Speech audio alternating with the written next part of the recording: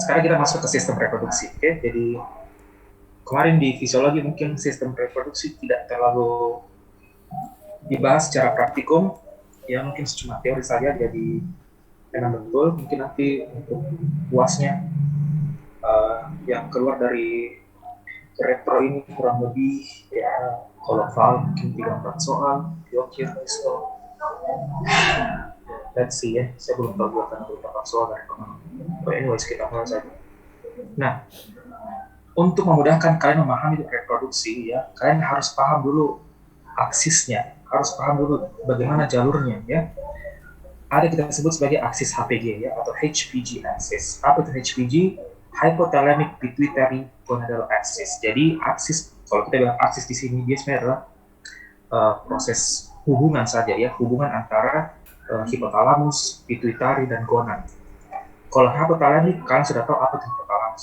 Jadi hipotalamus itu adalah suatu struktur di encefalon ya, di otak yang diisi oleh kumpulan badan-badan sel saraf. Nah, pituitari mungkin masih ada yang asing, tapi pituitari itu nama lain dari hipofisis, ya. Jadi di bawah hipotalamus kita ada inferior, ada superior. Jadi karena kita bahas tentang reproduksi, berarti kita akan bahas tentang yang anterior, karena di hipofisis anterior ini yang dihasilkan hormon yang berfungsi untuk proses atau sistem reproduksi. Kemudian gonad. Apa itu gonad? Gonad sebenarnya artinya adalah organ pembentuk sel atau organ pembentuk sel-sel reproduksi ya. Dalam hal ini kalau laki-laki dia testis, kalau perempuan dia ovum ya, ovarium. Nah, dari semua gambar ini nantilah hormon-hormon yang dihasilkan oleh testis maupun ovarium dia memiliki efek secara sistemik. Oke, jadi pada dasarnya yang kalau kita bilang aksis berarti ya hubungan saja, hubungan antara hipotalamus, hipofisis, kenapa kita nih? Ya, hipotalamus, hipofisis, dan gonad ya. Dalam hal ini adalah testis untuk laki-laki, kalau perempuan ovarium. Kenapa harus kalian tahu ini jalurnya? Karena ya hipotalamus dia akan menghasilkan suatu hormon. Hormon itulah yang akan merangsang hipofisis anterior untuk membentuk satu hormon lagi, dan hormon itu lagi akan merangsang masing-masing gonad untuk menghasilkan hormon lain lagi, ya. Jadi semua adalah suatu kesinambungan dari satu struktur dengan setiap hormon yang mereka hasilkan, ya. Jadi seperti itulah kita sebut HPG axis. Nah, mungkin seperti ini singkatnya ya. Ini ada 3 warna ya, 3 warna, masing-masing warna melambangkan tempat yang berbeda. Kalau yang kuning ini adalah di hipotalamus, yang ungu kita berada di hipofisis anterior, yang hijau kita berada di kelenjar atau organ endokrin, dalam hal ini adalah gonad ya, dan yang biru muda ini adalah efeknya secara sistemik, berarti di keseluruhan sel ya. Nah, let's say kita sekarang ada di hipotalamus, oke? Nah, hipotalamus inilah yang menghasilkan yang namanya GnRH ya, gonadotropin releasing hormone. Setelah hipotalamus menghasilkan GnRH ya, GnRH ini akan menstimulasi, atau pertama dia akan turun dulu ke hipofisis anterior ya.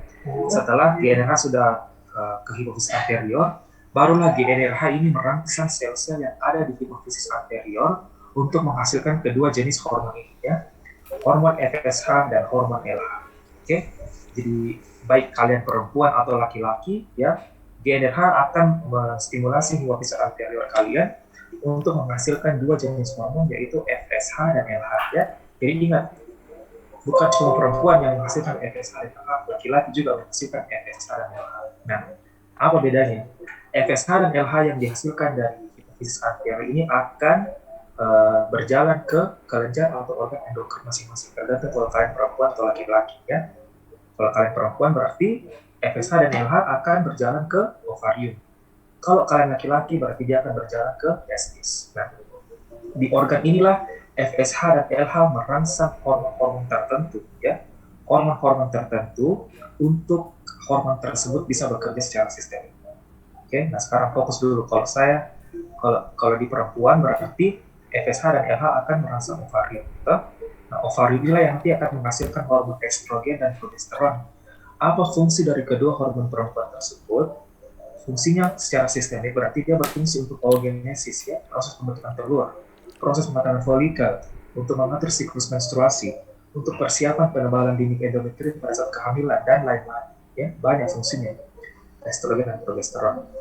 Nah, kalau pada laki-laki, ya, FSH dan LH yang dihasilkan oleh hipofisis anterior tadi akan berjalan ke testis, dan di testis dia akan menghasilkan hormon testosteron, ABP, inhibin, yang kesemuanya nanti ini memiliki efek sistemik berupa spermatogenesis, ya, proses pembentukan sperma, dan juga memiliki efek maskulinisasi pada pria. Jadi proses pertumbuhan cambang, ya, rambut di facial hair, rambut di sekitar kemaluan, rambut di ketiak, dan lain-lain, ya. Jadi ini secara umum tentang hipotalamus dan hipofisis yang berkaitan dengan hormon-hormon reproduksi baik pada perempuan maupun pada laki-laki, ya. Ini dipelajari baik-baik, dipahami baik-baik. Bisa kalian foto, bisa kalian screenshot, terserah. Nah, sekarang kita masuk ke lebih spesifik, ya. Kita ke reproduksi pria dulu. Jadi ya, ini kalau kalian masih familiar, ini adalah gambaran histologis, ya. Jadi kalau ada soal gambar histologis apakah ini, berarti jawabannya adalah ya pasti penis, ya. Karena kalau penis kita potong secara sagital atau kita potong secara koronal, ini di penis ada tersebut namanya jaringan erektil, ya. Jaringan yang terisi darah ketika saat ereksi. Oleh karena itu makanya namanya disebut sebagai jaringan erektil, ya. Ada dua macam. Yang di atas ini, yang dua lobus besar ini, itulah tersebut sebagai korpus cavernosum, ya. Jadi korpus cavernosum inilah yang sebenarnya aliri oleh pembuluh-pembuluh arteri. Jadi ingat, pada saat laki-laki mengalami ereksi, itu terjadi karena terisi darah di pembuluh arteri yang ada di dalam korpus cavernosum ini, ya. Kemudian jaringan erektil kedua itu adalah sebenarnya jaringan spongiosum yang mengelilingi sebenarnya kita punya uretra, ya. Jadi di uretra kita ada juga jaringan erektil di situ yang mengelilingi. Itu disebut sebagai korpus spongiosum, ya. Jadi pada saat pria mengalami ereksi, jaringan-jaringan erektil inilah yang diisi oleh darah sehingga mereka bisa mengeras, ya. Jadi ingat saja itu, dan familiarkan baik-baik ini kalian dengan ini gambaran histologis, ya, histologis penis. Nah, sekarang kita ke skrotum, ya. Kalau kalian perhatikan baik-baik skrotumnya kalian, kalau laki-laki ya oke lah, sudah familiar, ya, karena dilihat setiap hari. Tapi kalau perempuan tolong disesuaikan saja, ya. Kalian imajinasikan saja itu skrotum. Jadi skrotum sebenarnya adalah ya kulit yang menapis kita punya laki-laki punya testis, dan itu sebenarnya disusun oleh dua jenis otot yang dasar, ya. Ada kita sebut sebagai otot atau musculus cremaster, dan ada juga kita sebut sebagai musculus dartos. Nah, kalau musculus cremaster ini adalah sebenarnya musculus yang menapisi skrotum yang bagian bawah, ya, yang bagian kantungnya ini. Dan kalau laki-laki mungkin sering lihat pagi-pagi kalau pada saat dia mengkerut atau dia tidak mengkerut, itulah musculus cremaster sebenarnya. Dia fungsinya mengerutkan atau meregangkan skrotum sebenarnya. Dan musculus dartos, kalau musculus dartos dia sebenarnya panjang, ya, dari atas kemudian melingkar ke bawah dan naik lagi ke atas. Kenapa harus dia naik ke atas? Karena fungsinya adalah untuk mengangkat atau menurunkan kantong skrotum.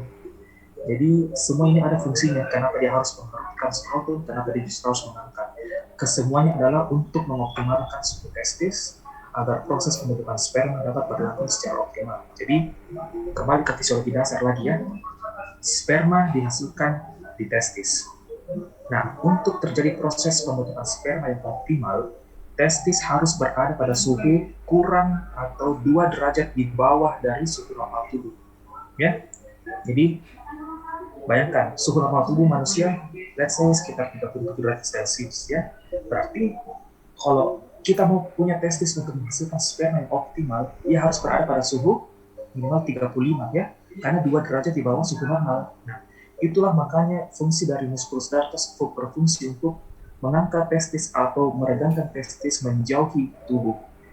Kalau lingkungan suhu terlalu dingin di luar, berarti musculus dartos akan mengangkat testis agar lebih dekat dengan tubuh supaya dia lebih hangat.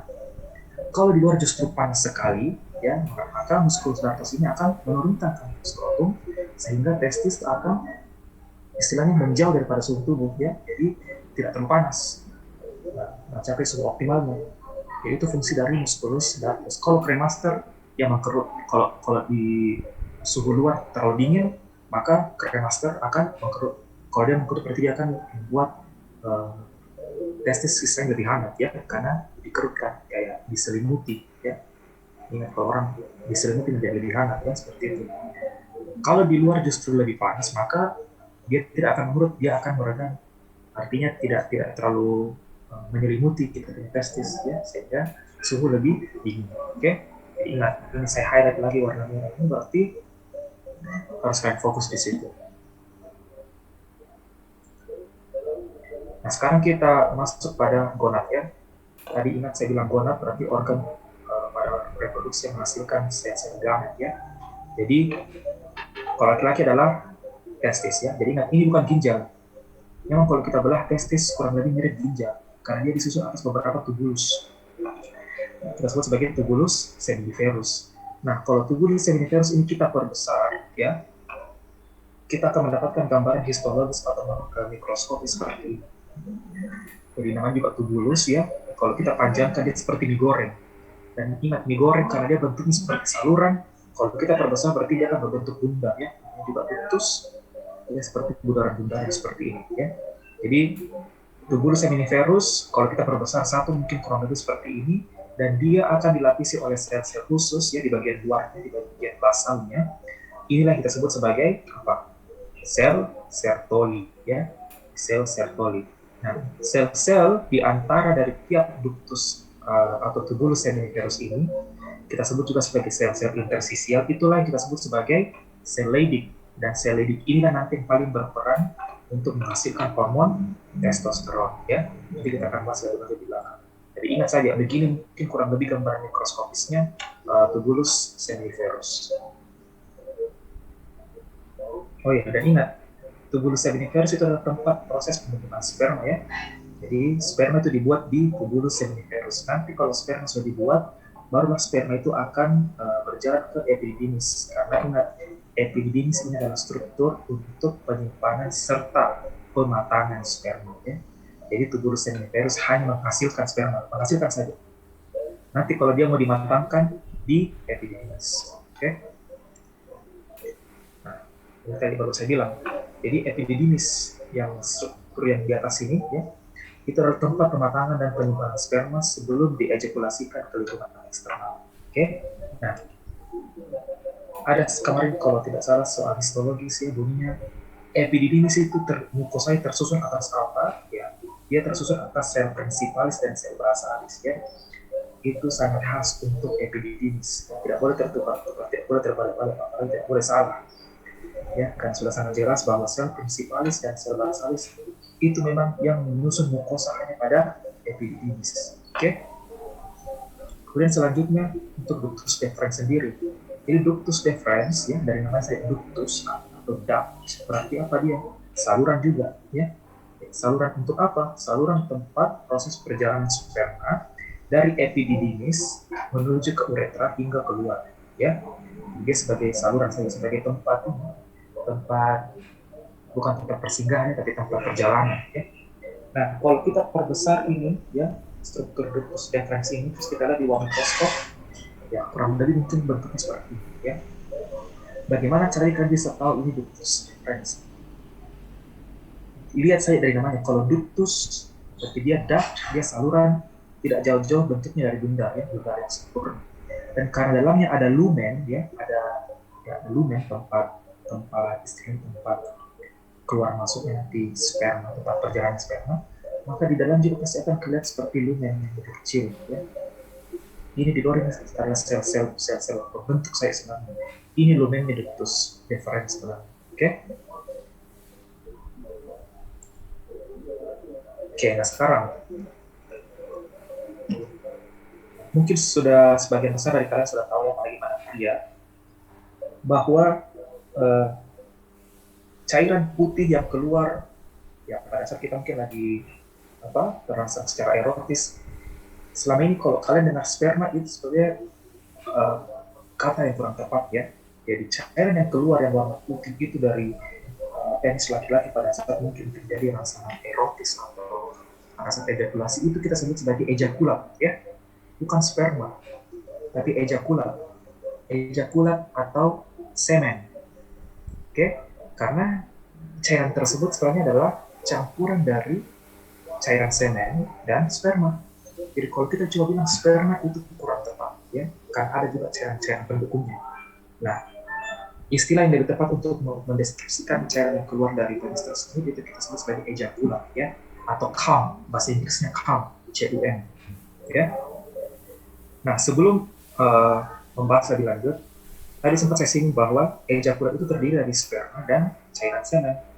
Nah, cairan semen itu sebenarnya dihasilkan juga oleh kelenjar-kelenjar yang ada di sistem reproduksi laki-laki. Ada 3 kelenjar utama yang menghasilkan cairan pendukung sperma itu. Yang pertama adalah vesicula seminalis, ya, ini kayak balon ini. Nah, vesicula seminalis ini dia menghasilkan cairan semen, tapi juga menghasilkan hal-hal yang tidak dihasilkan oleh kelenjar-kelenjar yang lain. Jadi vesicula seminalis ini dia sangat khas dengan fruktosa ya, dia menghasilkan fruktosa. Jadi kalau kalian masih familiar apa itu fruktosa, dia adalah turunan dari karbohidrat.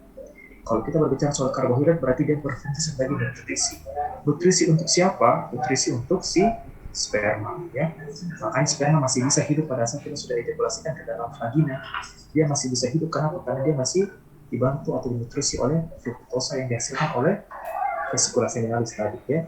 Selain daripada fruktosa, dia juga menghasilkan cairan basah dan prostaglandin ya.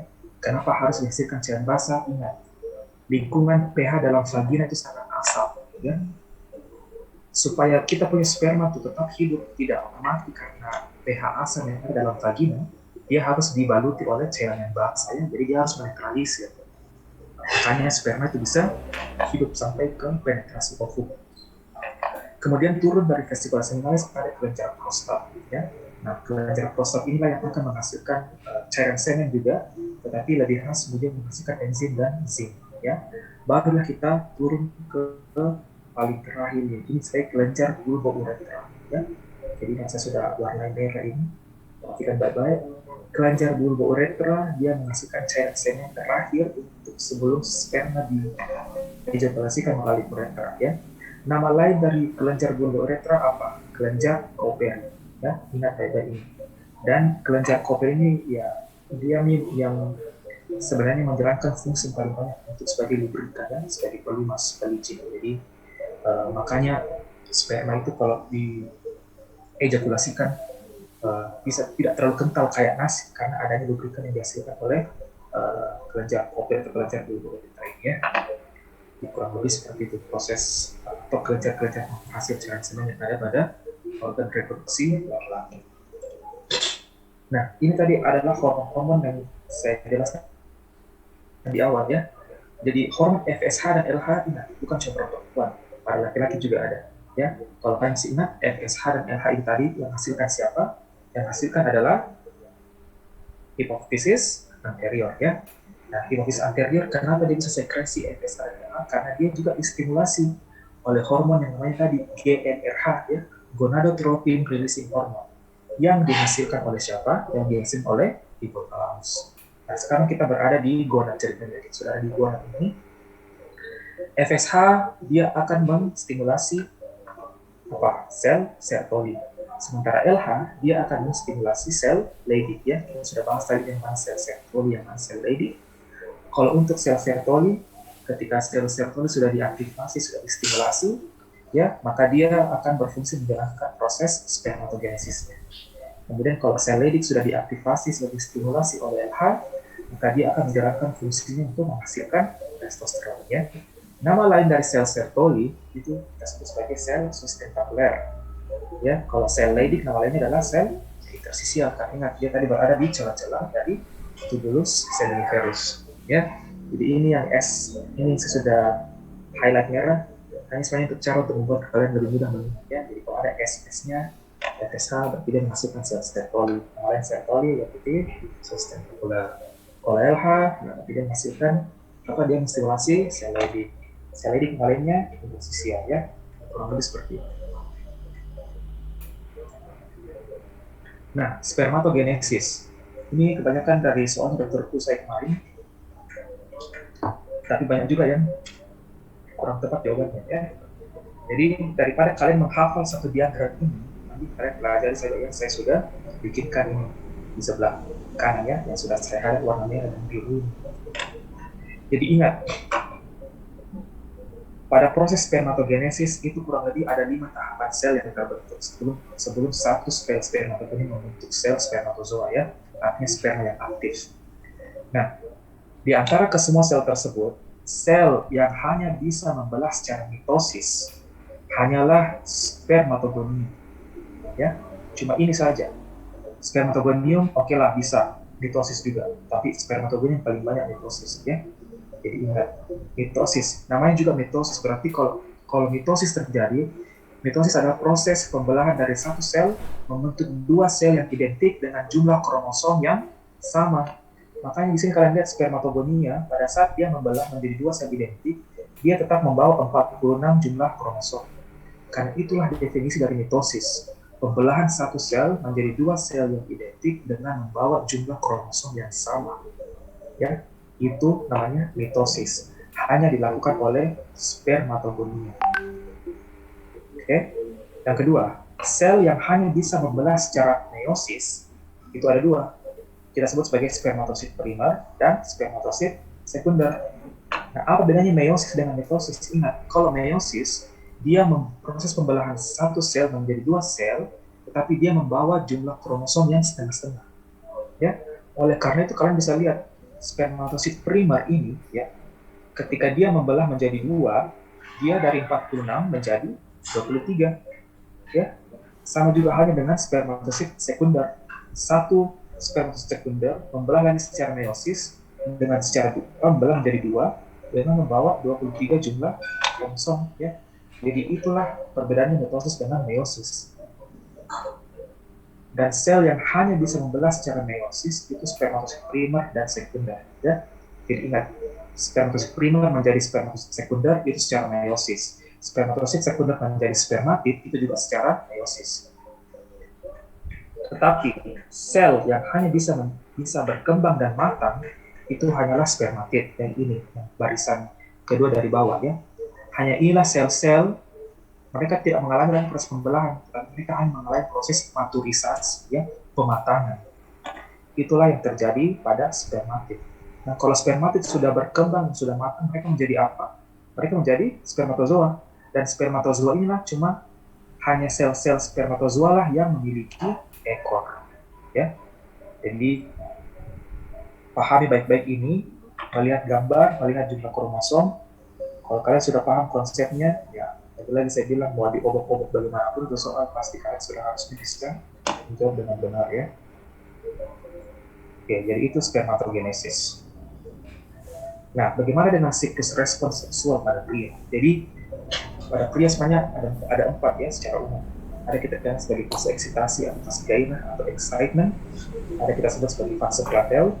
Ada namanya fase orgasme dan ada fase resolusi ya. Nah, untuk fase eksitasi sendiri, ini adalah fase excitement. Jadi, betul-betul fase pada saat kita terangsang secara erotis ya. Itu mencakup ereksi penis dan maupun peningkatan rasa taktil dan hasrat seksual. Jadi ingat, ereksi penis bisa terjadi pada secara psikologis, ya, kita terangsang secara hasrat ataupun secara taktil. Karena ingat, banyak sekali ujung-ujung saraf yang sangat sensitif terhadap taktil di ujung glans penis ya. Makanya terjadi proses ereksi. Nah, setelah fase eksitasi atau fase excitement terjadilah fase platel. Di sini terjadi fase yang intens ya. Pada saat orang lagi berhubungan misalnya ya. Itu ditandai dengan respon tubuh yang peningkatan dari jantung misalnya, peningkatan tekanan darah, laju pernafasan dan ketegangan otot. Inilah fase platel dan inilah fase plateau berbeda-beda dari tiap orang ya. Berbeda-beda dari tiap laki-laki. Ada yang platelnya lama, ada platelnya juga yang justru sangat singkat ya. Singkat menuju apa? Singkat menuju orgasme ya. Jadi sekarang kita berada di fase orgasme. Fase orgasme ini yang meliputi ejakulasi disertai dengan kontraksi ritmik otot-otot panggul ya. Jadi ya saya contoh kalau kalian sudah pernah atau sering mengalami orgasme ya, itu sangat khas ya, karena dia meliputi ejakulasi, artinya penyemprotan cairan semen atau ejakulat dari penis yang disertai dengan kontraksi ritmik dari otot-otot panggul. Jadi kontraksi yang panggul dan sangat khas, yang sangat ritmik yang menandai orgasme ya. Dan disinilah respon-respon lain yang menjadi puncak eksitasi seksual dan dialami sebagai kenikmatan fisik dan intens. Jadi itulah yang disebut sebagai fase orgasme. Nah, salah satu hal yang membedakan respon seksual laki-laki pada perempuan adalah adanya masa refraktor pada laki-laki ya. Jadi kalau kita sudah ejakulasi, sudah selesai tahap orgasme, ada namanya masa refraktor. Artinya masa yang harus dialami oleh seorang pria ya, terjadi proses delay sehingga dia tidak bisa terjadi fase orgasme berikutnya ya. Beda dengan fase atau respon seksual pada perempuan. Perempuan pada saat dia fase orgasme, dia bisa naik kembali ke plateau untuk terjadi lagi orgasme berikutnya. Itulah kita sebut sebagai multiple orgasm pada perempuan. Makanya perempuan bisa terjadi orgasme secara berkali-kali ya. Beda dengan laki-laki. Laki-laki setelah terjadi orgasme harus ada masa refraktor dulu, baru bisa terjadi lagi pelaksanaan seksual dari awal ya. Nah, setelah masa refraktor pada laki-laki, baru ditandai dengan masa resolusi, yaitu pengembalian genitalia dan sistem tubuh ke fase sirkulasi. Jadi penis kembali menjadi flexit ya, menjadi loyo, kemudian semua denyut jantung kembali ke normal, otot kembali tidak menegang ya, dan semua hal-hal lain pada saat sebelum dia terangsang secara seksual. Nah, ini perbedaan pada yang terjadi pada laki-laki ya. Jadi ada proses ereksi dan ejakulasi. Kalau ereksi saya rasa kalian sudah tahu, tapi proses masuknya darah ke jaringan erektil untuk membedakan persarafan yang mempersarafi proses ereksi dan ejakulasi. Ingat saja ya, kalau ejakulasi atau ereksi itu poin ya, menunjuk. Jadi kita punya penis seakan-akan dia menunjuk. Jadi P, poin berarti dia dipersarafi oleh parasimpatis. Kalau ejakulasi berarti shoot ya, dia muncrat, artinya menyemprot, shoot ya, menembak. Shoot berarti kalau depannya S berarti dia dipersarafi oleh saraf simpatis ya. Jadi ini saya coba buatkan kalian cara untuk bisa istilahnya tahu atau bisa ingat dengan cepat ya. Jadi persarapan apa yang persarafi ereksi dan persarapan apa yang persarafi ejakulasi. Sekarang kita masuk ke reproduksi wanita ya.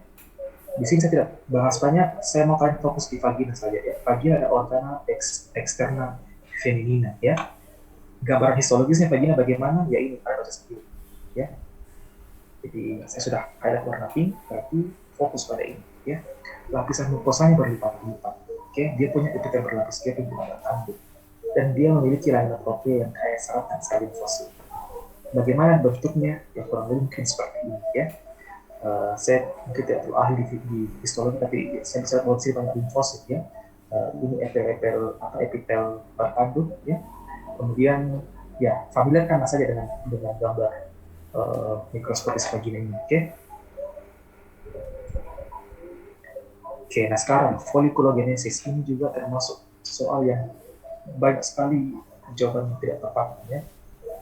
Sama seperti yang sebelum tadi, daripada kalian terlalu fokus pada gambar, mending fokus pada tulisan yang saya buat di sini dulu, oke? Nah, kalau ada soal yang menanyakan tentang folikel primer ya ini namanya folikel primer ya, yang di sini saya tunjuk pakai kursor. Itu dia hanya terdiri dari sel granulosa dan sel folikuler dan oosit primer. Artinya apa? Dia hanya dilapisi oleh satu lapisan sel granulosa dan di dalamnya ada oosit primer yang letaknya kurang lebih di tengah ya, jadi dia kayak mata ya, bola mata. Itu adalah gambaran khas pada folikel primer, oke? Kalau kalian ditanyakan folikel praantral atau apakah yang menjadi khas pada sel folikel praantral, maka jawabannya adalah sel beta. Ini folikel antral ya. Nah, folikel antral itu dia sudah terdiri dari beberapa lapis sel granulosa, tetapi dia ada pembentukan lapisan baru di luarnya yang disebut sebagai sel TK ya. Itu adalah khas dari folikel praantral, karena ingat pada folikel primer belum ada terbentuk sama sekali sel TK ya, baru cuma sel granulosa, itu pun cuma satu lapis saja. Oke, ketika dia sudah menjadi folikel praantral, sel granulosanya sudah banyak, ya sudah 2-3 lapis, dan ada lagi lapisan baru yang kita sebut sebagai CMTK. Dan ingat, lihat sekarang di mana posisi oositnya. Dia sudah mulai ke samping-sampingnya, bukan lagi di tengah-tengah, bentuk seperti bola mata. Oke? Nah, kalau kalian ditanya tentang folikel sekunder, apa tanda khasnya? Ya berarti adanya antrum, ya, antrum folikuli. Antrum ini kayak cairan, space, ruangan yang berisi cairan, ya. Ini yang kita sebut sebagai folikel sekunder, ya. Dan kalau kalian ditanya tentang folikel yang sudah matang, seperti ini, folikel yang sudah matang, berarti dia sudah terdapat oosit sekunder. Cara yang membedakan oosit sekunder berarti dia sudah kecil dan sudah sangat menepi. Kenapa dia harus menepi? Karena dia sudah siap untuk dimuncratkan keluar, ya, sudah siap untuk ovulasi. Jadi itu perbedaannya antara kesemua jenis 4 tahap folikel ini, ya. Nah, ketika dia sudah ovulasi, otomatis yang folikel yang sudah tidak mengandung apa-apa lagi ini, dia sudah akan membentuk menjadi korpus luteal, ya. Nah, setelah korpus luteal, baru dia akan menjadi korpus albicans. Jadi ingat, dari kata namanya saja luteal, ya, korpus luteal. Luteal itu dari kata luteum, berarti kuning. Berarti khasnya korpus luteum berarti dia warna kuning, ya. Kalau korpus albicans, dia korpus berwarna putih, ya. Itu saja bedanya korpus luteum dan korpus albicans, satu warna kuning, satu warna putih. Nah, ini mungkin kurang lebih gambaran mikroskopisnya, ya. Jadi saya bilang tadi oosit primer sangat jelas, hanya satu lapisan sel granulosa, satu oosit primer, dan dia betul-betul terletak di tengah seperti bola mata, kayak telur mata sapi. Oke. Nah, kalau ini korpus albicans, dia agak warna kepucat, warna putih, dan bentuknya, ya terserah kalian mau anggap ini bentuk seperti apa, yang penting kita melihat saja dengan gambarnya, karena ya saya pun juga kadang melihat di histologi sangat susah. Nah, tadi sebenarnya ada folikel matang, adanya oosit sekunder. Nah, oosit sekunder yang paling khas dari oosit sekunder karena adanya corona radiata. Ya. Corona artinya crown, ya, kayak mahkota atau ya bundaran, dan radiata artinya radial, artinya mengitari. Jadi kayak ada dia punya mahkota mengitari ini. Oosit sekunder ini adalah ciri khas dari folikel yang matang. Ya. Adanya oosit sekunder, dan pada oosit sekunder terdapat struktur yang disebut sebagai corona radiata. Oke, siklus respons wanita saya tidak akan terlalu menjelaskan, kurang lebih hampir sama, ya, dengan siklus respons laki-laki. Hanya saja ini tadi, ya, pada saat fase orgasme, perempuan tidak mengeluarkan ejakulat apa-apa. Dia hanya terjadi proses kontraksi ritmik otot panggul. Ketika terjadi kontraksi ritmik otot panggul, berarti di situ kita tahu bahwa wanita sedang mengalami fase orgasme. Nah, pada perempuan dia tidak mengalami fase refraktor, ya. Makanya perempuan bisa mengalami namanya multiple orgasm, orgasme yang berkali-kali. Jadi berapa kali pun dia dipicu, ya, saat berhubungan, dia bisa terjadi orgasme yang berkali-kali, ya. Dan ini lagi-lagi tergantung dari tiap-tiap orang, ya, masing-masing orang berbeda. Oke. Ya, selesai, ya. Jadi kurang lebih mungkin seperti itu, ya, adik-adik sekalian.